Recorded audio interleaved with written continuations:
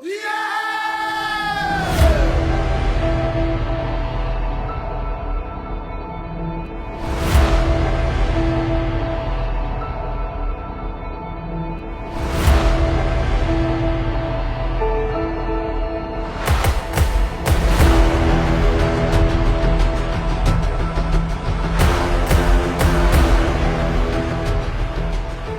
vous souhaitons la bienvenue à cette 29e session des Vendredis de Carrefour. Je suis Orgerie Gampio, la maîtresse de cérémonie de ce jour, et je suis accompagnée de mon confrère Igor Cameroun. Bonjour Igor. Bonjour Orgerie, bonjour mesdames, messieurs. Très respectueusement, monsieur l'administrateur maire de l'arrondissement 7 Talangaï, j'ai cité monsieur Priva Frédéric Ndeki pour son mot de bienvenue. Sous vos applaudissements, s'il vous plaît. Distingués invités, mesdames et messieurs, c'est pour moi un honneur de prendre la parole à l'occasion de l'ouverture des travaux de la 29e session des Vendredis de Carrefour. Permettez-moi, avant de poursuivre mon propos, de m'acquitter d'un devoir. C'est celui de vous souhaiter une cordiale bienvenue dans ces somptueux cadres des tours jumelles dans l'arrondissement 6 Talangaï au nom des populations de cet arrondissement et à mon nom personnel.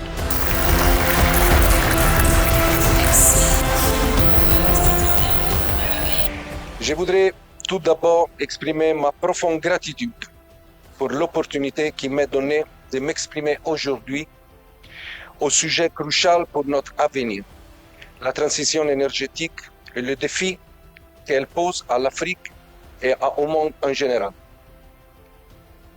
En tant que directeur général d'Amat Global Resources, je suis honoré d'être ici et de pouvoir partager notre expérience et notre engagement à construire une voie énergétique résiliente. Le processus de transition énergétique n'est pas nouveau dans l'histoire. Dans le passé, nous avons assisté à des autres grandes transitions d'époque, comme le passage du bois au charbon du 19e siècle, ou du charbon au pétrole du XXe siècle. Ce qui distingue sa transition de la précédente, c'est l'urgence de protéger les planètes des plus grandes menaces qu'il a connues à ce jour, et c'est plus rapidement possible, pour la voie tracée conformément aux valeurs partagées de détermination et prévoyance. Merci beaucoup.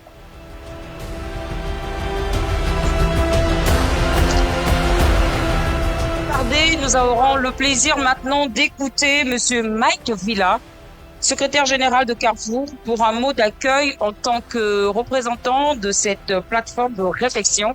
Sous vos applaudissements, monsieur Mike Villa. Ce matin, l'humilité nous oblige de nous arrêter quelques instants devant celui à qui nous devons tout et qui ne nous doit rien du tout, le Très-Haut, pour exprimer notre gratitude pour le don précieux de la vie renouvelée qui nous permet de répondre à cette invitation de la 29e édition des Vendredis de Carrefour sur le thème « L'Afrique face aux enjeux de la transition énergétique ». Ici à Brazzaville, dans l'enceinte de ce bel édifice qui symbolise modernité et qui incarne une véritable novitas qui nous rend si fiers. Ici à Brazzaville, cher frère Kader, ville carrefour du savoir et de l'intelligence. Ici à Brazzaville, monsieur Montmarguer, à quelques mètres seulement du fleuve Congo, le deuxième plus grand au monde par son débit et le plus profond. C'est donc ici, dans cette ville d'hospitalité, qu'au nom de Carrefour, je salue avec une déférence méritée la remarquable présence de vos illustres personnalités et vous souhaite une cordiale bienvenue. Le cercle d'action et de réflexion pour la refondation, l'unité et le renouveau, en sigle Carrefour, ce n'est pas un supermarché. Sous l'impulsion du ministre Bruno Jean Charitois, ministre des Hydrocarbures du Congo, a été créé en 2016 par 3 jeunes, le modérateur l'a dit tout à l'heure, avec le désir ardent de voir une Afrique différente, un Congo nouveau, pour porter la réflexion stratégique sur l'Afrique et produire la connaissance et le savoir. Vous le savez comme moi que nous sommes à un tournant crucial. Les énergies fossiles que nous avons utilisées sans compter assèchent nos rivières de leurs ressources, polluent notre air, bouleversent notre climat. Si nous continuons ainsi, les générations futures hériteront d'un monde malade et appauvri. Je le crois et nous à Carrefour, nous le croyons. La maladie du dérèglement climatique n'est pas incurable, mais elle n'en est pas moins grave. Je n'en prêterai pas à la violence verbale dans la voix douce de Greta Thunberg, mais je veux simplement nous dire que nous avons une responsabilité sans précédent. Je veux donc ainsi dire que la transition énergétique, sans vouloir effilocher la question, est pour nous, au think tank Carrefour, un sujet d'intérêt premier. Et il nous a donc paru apodictique ce matin de mener une réflexion stratégique au travers des échanges et débats que nous aurons, et c'est pour ça que nous sommes ici. Je veux affirmer ici une conviction profonde. Mener ce combat n'est pas une question de conférence d'un jour, ou même pas de COPs annuels, qui, bien entendu, ont leurs intérêts, mais je veux nous faire remarquer que c'est vraiment un appel. C'est une vraie mission de vie. Notre mission n'est pas seulement d'imaginer un avenir meilleur, mais de le construire et le construire ensemble pour ceux qui viendront après nous. C'est notre responsabilité. Chers concitoyens africains, juste avant de terminer, la transition énergétique n'est pas une option, c'est une solution. La transition énergétique n'est même pas un choix et certainement pas celui du désordre. C'est une nécessité, une promesse que nous faisons à nos enfants, à notre planète. Et je le crois quand même un peu plus, une promesse aussi que nous devons faire à Dieu, qui nous a laissé une planète propre, pure, dans un très bon état. Et lui rendre une planète propre me paraît être une offrande la plus agréable, dont chacun de nous a la responsabilité de faire sentir le parfum de bonne odeur. Nous devons cela à Dieu. Et je voudrais clore en nous proposant 3 carrefours sur le long chemin qui nous mène à la destination transition énergétique. Le premier carrefour, c'est le courage. Le deuxième carrefour, c'est l'action. Et le troisième carrefour, c'est la responsabilité. Ces 3 carrefours en sigle CAR constituent le moyen de transport, le bus, le car. Et je l'espère qu'il aura un moteur électrique, bien que plus lent, mais plus sûr en vue d'une Afrique transformée et aux avant-premières. Yes, we can do it. Que cette journée soit le catalyseur de nouvelles idées, d'alliances stratégiques et ultimement d'un avenir énergétique prometteur. Que Dieu bénisse nos peuples, nos mers et notre air. Que vive notre très cher continent. Je vous remercie.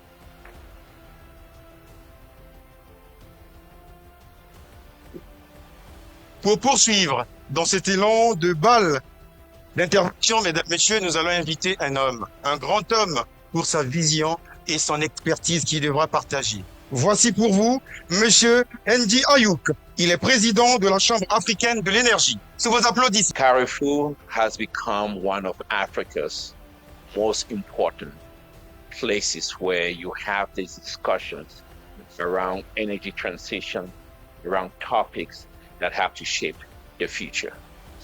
Our continent, Congo, being part of it, becomes what is so beautiful and that which we can discuss about people making decisions about how we believe in this future.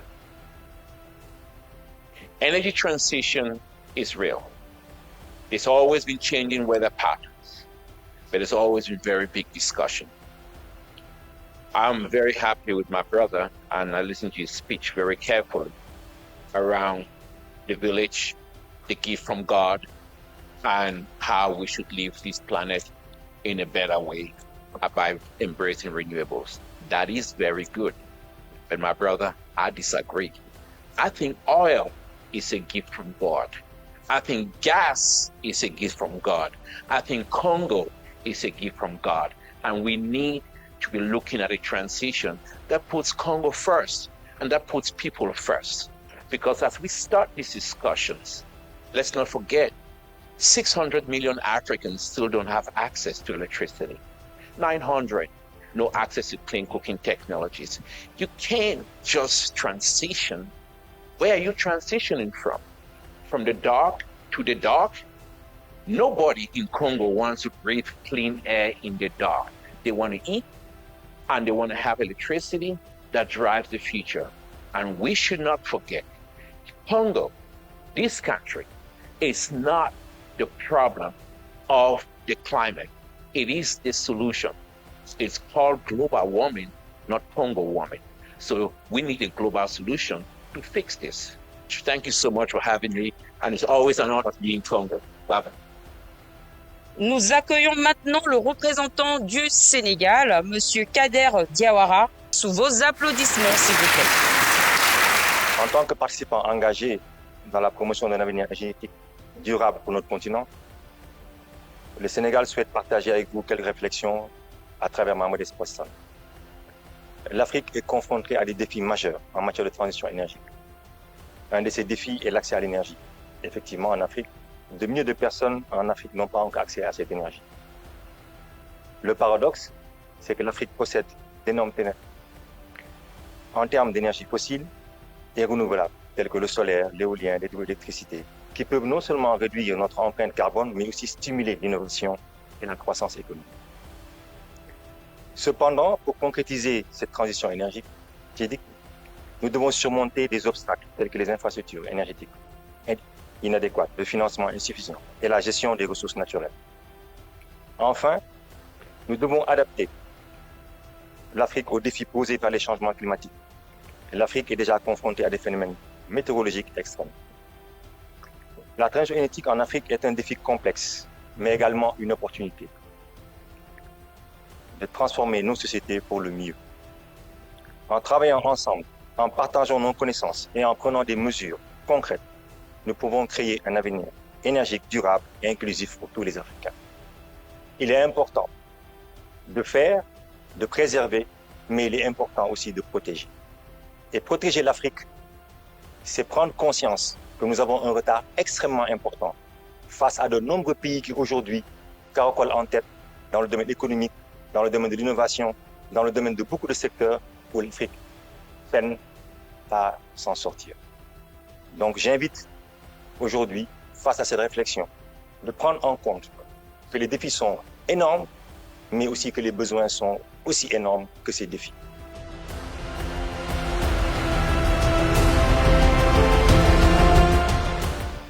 Transition énergétique, oui. Transition énergétique, non. Accord de Paris, oui. Accord de Paris, non. Nos problèmes ont commencé en 2015. Parce que depuis 2015, la narrative a changé. Tout le monde parle de transition, transition, transition. Mais on transite vers où? Où sommes-nous pour aller où? Je vous pose la question. Et l'apôtre très tôt a pris les devants. C'est pour cela que notre Conseil des ministres, depuis 2022, nous a instruit de mener une étude sur l'avenir de l'industrie pétrolière et gazière en Afrique. Nous avons terminé cette étude. Je vous fais grâce, je suis technicien, je suis pas. Donc, on a terminé l'étude et l'étude nous a permis d'identifier 3 défis majeurs. Donc, le premier défi, c'est le défi du financement. Le deuxième défi, c'est le défi de l'expertise et de la technologie. Et enfin, le troisième défi était celui du marché et des infrastructures de marché. Aujourd'hui, je vais un peu surprendre mes collègues dans la salle pour dire qu'après cette étude, je me propose de mettre sur la table un 4e défi, qui est celui de la guerre de la communication. Ça vous paraît un peu paradoxal. Pas plus tard que la semaine dernière, nous sommes sur un processus et je veux dire un journal du renom fait paraître un article pour parler d'un de nos projets et nous dire que le projet est mort. Donc on a dû répondre à cet article. Je prends un témoin NG Ayoub. Hier en 2 vols, j'ai dû lui balancer un projet de document de communication justement sur cet article-là. Donc comme je disais tantôt, le premier défi qui est celui du financement, nous avons pris les dessus très tôt. Déjà depuis 2022, en partenariat avec Afreximbank, pour créer la Banque africaine de l'énergie. Donc cette banque-là, qui va justement permettre, je veux dire, à l'industrie pétrolière et gazière en Afrique de pouvoir donc survivre. Parce qu'aujourd'hui, on ne va pas se leurrer la face, nos financiers traditionnels, qui étaient les compagnies pétrolières internationales, les grandes banques, sont en train de nous fuir. Tout ça au nom de la transition énergétique. On vient de boucler les études de préfaisabilité. La CEMAC a validé, la CEMAC a permis de nous accompagner. Et bientôt, vous allez entendre parler de ce projet. Parce que plus que jamais, on n'a pas besoin de transiter. Parce que pour transiter, il faut déjà prendre un vol d'un point A à un point B. Nous, on est déjà dans notre point A, on n'est pas au point B. Donc, on transite vers où? Donc, voilà, mesdames et messieurs, ce que je voulais vous dire au nom du secrétaire général de l'Organisation des pays producteurs de pétrole africains. Et comme je l'ai dit tantôt, il y a le 4e défi qui est celui de la communication. Parce que l'Occident est en train de nous mettre dans la tête que nous devons donc quitter nos ressources. Dieu nous a bénis avec nos ressources. Si aujourd'hui, c'était l'Amérique ou l'Europe qui avait ses richesses naturelles dans les hydrocarbures, on ne parlerait pas de transition énergétique. On parlerait de développement énergétique. Donc aujourd'hui, comme Engie l'a dit, ils ont parlé des accords de Paris. Moi, je serais prêt pour dire qu'à l'issue de nos travaux d'aujourd'hui, quand on parle d'accord de Brazzaville, on va annoncer à toute l'Afrique que l'Afrique est prête à migrer et l'Afrique est prête à se développer. Je vous remercie. Merci beaucoup. Puisqu'il s'agit d'une leçon inaugurale, commencez par quelque peu vous surprendre. La France, cette grande nation chère au cœur de beaucoup d'entre nous, a ceci de particulier qu'elle sait parfois nous surprendre. En 1968, alors que de savants éditorialistes, Pierre Viançon Conseil du Monde à l'époque, en avril 68, ces journalistes disaient l'ennui du pays. Un mois après, il y a eu mai 68. Mai 68 a jeté dans la rue des centaines de milliers d'étudiants, des ouvriers qui ont fait chanter à l'international à des bourgeoises du 16e arrondissement. Mai 68 a obligé le général de Gaulle, tout de même, le général de Gaulle allait à Baden-Baden pendant 24 heures pour se ressourcer. Hier encore, avant-hier, plus de 65 ans après la dernière motion de censure votée contre un gouvernement en France, le Parlement a fait tomber le gouvernement de Michel Barnier comme respectable entre tous. Ainsi donc va ce pays. Alors vous pouvez vous demander pourquoi je vous parle de cela. Puisqu'il se trouve qu'en mai 2018, j'étais membre du comité exécutif de Total et président de l'activité distribution, donc marketing de Total. Que se passe-t-il en mai 2018? Madame Ségolène Royal, ministre de l'Énergie et de l'Environnement vers 2017, avait mis le pays sur une trajectoire d'augmentation de la fiscalité sur les produits pétroliers et en particulier la fiscalité sur le gazole. En janvier 2018, alors qu'on avait commencé ce processus, mes équipes françaises, tous les 3 mois, venaient me voir pour me dire, dans le cadre de la loi royale, il va falloir qu'on augmente de 5 centimes à la pompe. On faisait. Et puis en janvier 2018, il a fallu augmenter de 10 centimes. Que s'est-il passé en mai 2018 pour ceux qui s'en souviennent? Le pays a connu probablement la plus grosse révolte populaire qu'il ait jamais eue depuis au moins 68. Ainsi donc, vous comprendrez la difficulté du sujet que dans votre hardiesse à Carrefour, dans votre hardiesse, vous avez voulu débattre aujourd'hui. Il existe des pierres noires qu'on tire de la montagne et qui, étant mises au feu, brûlent comme du bois. 1270, Marco Polo.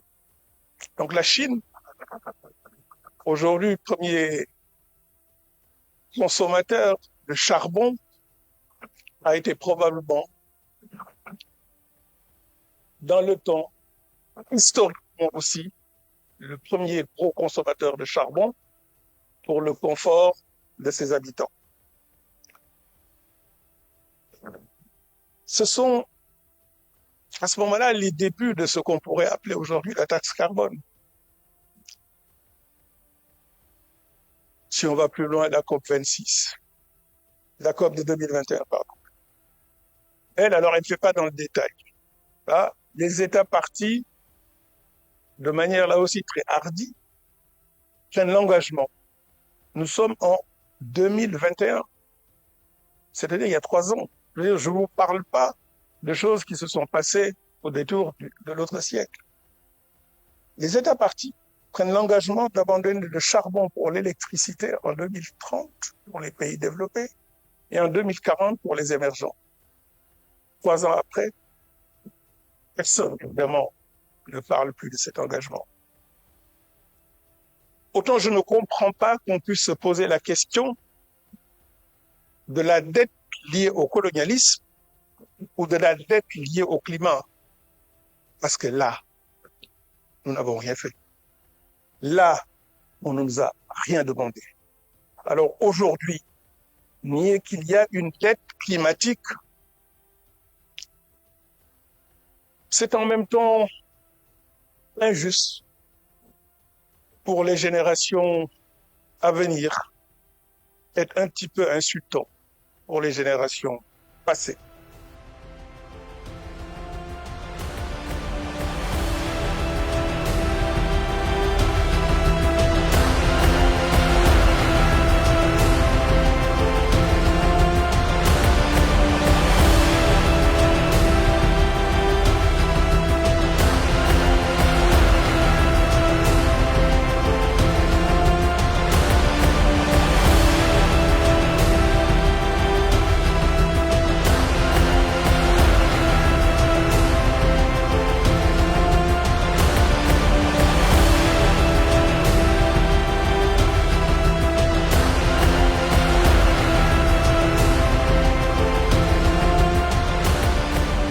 Monsieur le ministre, la journée était très longue.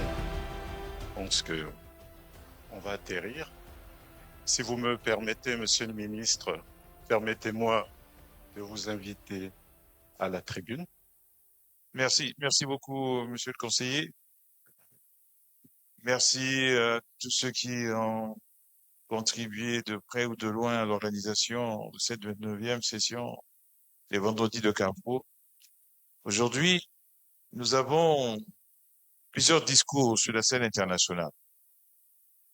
Il y a des discours de la science, c'est-à-dire les institutions qui observent l'évolution de la question énergétique dans le monde.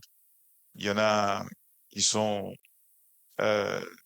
attachés aux Nations Unies, il y en a qui sont attachés à l'Europe et à d'autres ensembles, il y a des institutions privées. Toutes les voies scientifiques s'accordent à dire qu'au moins jusqu'en 2040, les énergies d'origine fossile représenteront encore au minimum 40% du mix énergétique nécessaire pour faire face à la demande énergétique dont le monde a besoin. Ce n'est pas vraiment un problème de cohabitation idéologique. La vraie question, ce n'est pas est-ce qu'il faut quitter cette forme d'énergie pour en adopter une autre qui, par hasard, plusieurs années après d'utilisation intensive, abusive, est devenue mauvaise pour préférer une autre forme d'énergie, dite énergie renouvelable, alors que nous n'avons pas la même compréhension, la même définition. Donc nous, ici, dans les pays en voie de développement, nous parlons d'énergie renouvelable, nous pensons hydroélectricité, nous pensons solaire, nous pensons éolien, pour ne parler que de ces 3 formes, parce qu'on pourrait parler des énergies marémotrices, ainsi de suite, géothermiques, bon, qui sont d'un usage quand même beaucoup plus marginal. C'est ce que nous pensons. Il y en a d'autres. Énergie renouvelable, ce n'est pas ça. C'est comment faire pour remplacer le moteur thermique,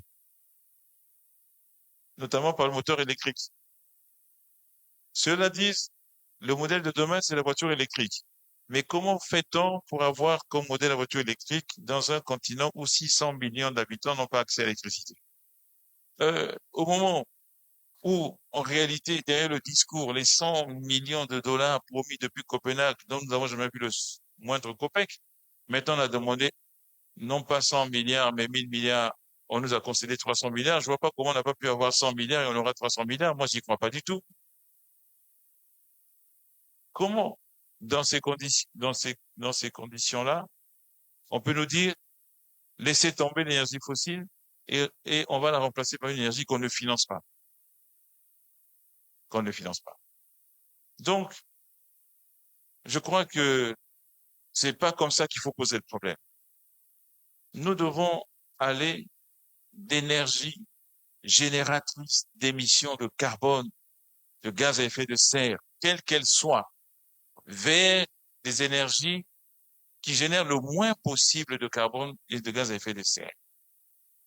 Est-ce que c'est la cohabitation? Non. C'est simplement une approche pragmatique pour définir le mix énergétique dont le monde a besoin, dont les pays ont besoin, et qui ne concourt pas à l'augmentation des gaz à effet de serre, au contraire, qui contribue à la diminution et à un meilleur équilibre. Voilà donc une position qui est celle du Congo, qui est celle de l'Afrique, qui est celle de la POU, qui est celle de l'OPEP et qui est celle des opérateurs pétroliers sérieux. Merci. Sur les 60% de fossiles, comment, et il y a des progrès, il y a plus de torchage, etc. Le méthane, on y travaille. Et sur les autres 40%, comment faire en sorte qu'il y ait une forme de compensation pour qu'on arrive non pas au 1,5 degré, mais qu'on arrive à 2,2, 2,3 degrés. Et franchement, si on a des moyens de rémédiation, sont tout à fait vivables. Mais ce transfert-là, il se fera pas. Il ne faut pas qu'on nous rende responsables des maladies que les autres se sont créées. Et sur le passé. Vous savez, quand on apprend du droit, quand on est premier semestre de la première année en droit civil, en tout cas en France, on apprend l'article, alors ça doit être 1382 ou 1384 sur la responsabilité civile. Et qui dit, on est responsable, celui qui est responsable d'un dommage causé à autrui, voire réparation. C'est pour ça qu'il faut qu'il y ait trois conditions. Qu'il y ait un dommage, qu'il y ait causalité entre le dommage et le préjudice, et que le préjudice soit reconnu. Il y a dommage, il y a préjudice, et on sait qui a fait ça. Ils doivent réparation. Merci. Nous, dans la démarche qui est la nôtre en ce moment, précisément dans le projet annoncé par le président de la République, le projet d'urgence présidentielle de 1200 logements, nous sommes en train de mener des réflexions. Mais est-ce qu'il faut procéder par le même type de construction que nous avons toujours eu, c'est-à-dire avec les briques, ciment, qui consomment beaucoup d'énergie, et également, est-ce qu'il faut continuer à utiliser la même énergie? Pour la deuxième question, nous avons tous vécu, nous vivons encore les questions de délestage. Je pense que certains ont passé quasiment une semaine sans électricité.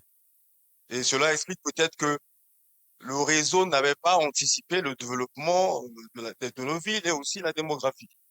Mais est-ce qu'il faut insister avec l'énergie fossile? Nous disons oui, nous en avons besoin.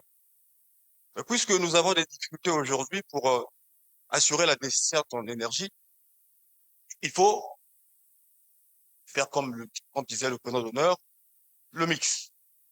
Donc, on a une partie énergie fossile et qui peut être complétée par l'énergie renouvelable. Voilà. Alors, donc, c'est pour vous dire que la transition n'est pas facile.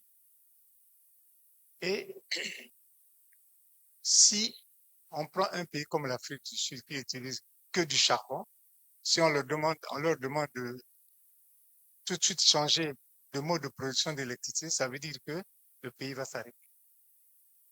Donc, il y a un travail à faire avant d'arriver là. Et tous ces pays sont partis par ces étapes.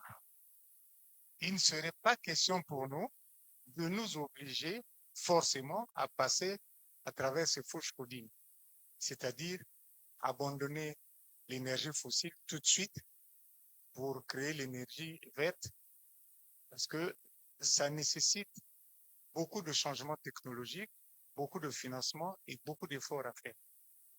Quel est le mix énergétique que nous pensons nécessaire pour le Congo aujourd'hui, pour demain, pour après-demain, pour après-demain?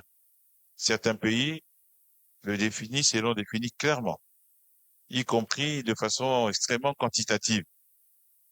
Énergie par énergie, savent exactement, sur la base des projections, des potentiels des pays, vers où ils veulent aller en fonction des différents horizons qu'ils ont choisis comme repère. Nous devons à tout prix construire la même chose. Et j'espère que cette édition va aider à cela. Ces conclusions doivent être transmises à l'ensemble des acteurs concernés, à la fois, bien sûr, le gouvernement, mais aussi les institutions internationales avec lesquelles nous travaillons, la Banque mondiale qui aurait dû participer, le PNUD et d'autres, pourquoi pas le Fonds monétaire, mais aussi à l'APO, mais aussi la CEMAC, l'Union africaine, et ainsi de suite. Pour ce qui nous concerne, le ministère des hydrocarbures, nous avons reçu instruction de développer le gaz pour assurer la meilleure transition possible pour notre pays. Nous pensons, un potentiel suffisant, non seulement pour couvrir nos besoins actuels, mais aussi une partie des besoins futurs et même exporter une partie de cette énergie provenant du gaz.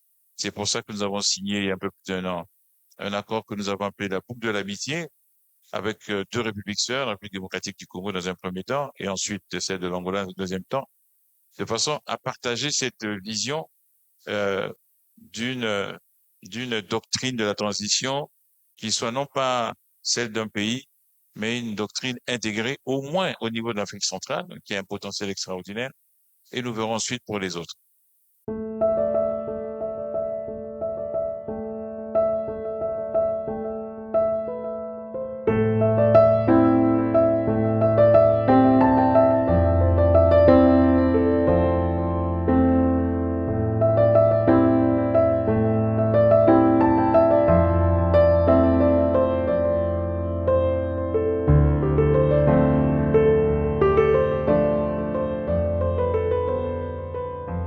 Je voudrais ici remercier donc tous ceux qui ont contribué à donner de la qualité à cette journée, à cet exercice.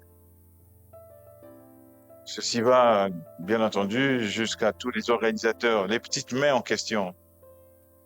Héros dans l'ombre sans lesquels nous n'aurions pas cette journée organisée presque sous les meilleurs standards de ce type de manifestation à l'échelle internationale, sous le regard très attentif d'un grand expert de l'exercice, le président de la Chambre africaine de l'énergie, grâce à qui, j'espère, nous aurons dans 3 mois une conférence de très, très, très haut niveau sur l'énergie au Congo, en Afrique et en général. Je voudrais, à ce stade, me permettre quelques recommandations à Carrefour. Quand on est le président d'honneur, on a ce privilège. D'abord, que le communiqué final soit renforcé par, bien entendu, l'évocation de la leçon inaugurale. Ensuite, en effet, qu'il y ait un rapport complet des travaux soit rendu disponible et renvoyé à tous les participants en espérant qu'ils ont donné leurs coordonnées, email notamment, pour que nous puissions leur permettre de disposer des éléments auxquels ils ont contribué et auxquels ils ont participé. Je souhaite que pour cette question de la transition énergétique, un comité scientifique adéquat soit mis en place. Comité scientifique qui va aider Carrefour à travers ce comité scientifique à apporter une contribution qui soit à la mesure de l'enjeu. Cette contribution ne peut être valable et viable que si elle est faite en collaboration avec tout, pas tous, mais en tout cas quelques grands acteurs, parmi lesquels forcément l'APO, l'Association des pays africains producteurs de pétrole, mais aussi un certain nombre d'associations en matière d'électricité, l'ancienne UPDA, je crois qu'elle a changé de nom. Nous devrions la consulter. Évidemment, le pôle énergétique en Afrique centrale, mais si nous pouvions tenter d'avoir une relation à travers le PEAC avec les autres pôles énergétiques, la Chambre africaine de l'énergie, la CEMAC et la CEAC, je crois que Carrefour devra franchir un pas supplémentaire dans sa contribution en essayant de les amener à s'associer à la démarche de la formulation d'un projet de doctrine africaine de la transition énergétique juste et équitable. Et donc, comme le veut l'usage, nous allons annoncer la thématique autour de laquelle j'espère que nous nous retrouverons tous de nouveau, pas dans cette salle, mais dans une plus grande. À chaque fois, nous essayons d'élever à la fois les standards et les ambitions, avec, je l'espère, une participation encore plus inclusive. J'espère qu'on verra davantage d'acteurs économiques comme les chambres de commerce, on n'a pas beaucoup vu. J'espère qu'on verra davantage de parlementaires, on n'a pas beaucoup vu. J'espère que le Conseil économique, environnemental et social sera présent. C'est censé être un de nos observateurs économiques et sociaux et environnementaux.